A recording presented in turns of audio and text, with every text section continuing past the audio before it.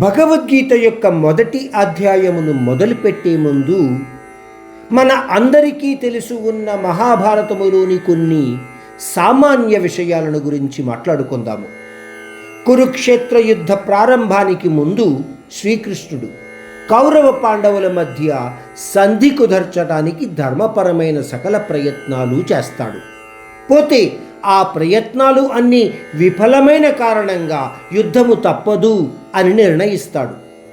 దుర్యోధనుడిని మరియు అర్జునుని కోరికల ప్రకారము తన యొక్క మొత్తము సైన్యాన్ని కౌరవులకు అప్పచెప్పి యుద్ధములో అర్జునుడి యొక్క సారథిగా ఉండడానికి సంసిద్ధుడు అవుతాడు.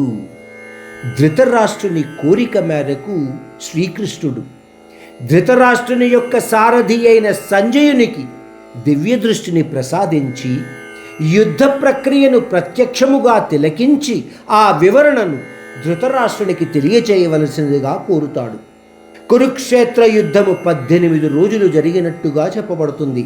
కానీ గీతోపదేశం కృష్ణుని ద్వారా అర్జునునికి మొదటి రోజునే జరిగిపోయింది అని కూడా చెప్పబడుతుంది. పోతే బాహ్య ప్రపంచానికి యుద్ధము మొదలైన 11వ రోజున తెలిసినట్టుగా మనందరికీ కూడా అనేక గ్రంథాల ద్వారా తెలియచేయబడింది. ఎందుకంటే దివ్య దృష్టి పొందిన సంజయుడు యుద్ధ వివరణను ధృతరాష్ట్రునికి 11వ రోజున మొదలుపెట్టినట్టుగా చెప్పబడుతుంది. అందుకారణముగా మార్గశిర ఏకాదశి రోజుని గీతా జయంతిగా జరుపుకుంటారు.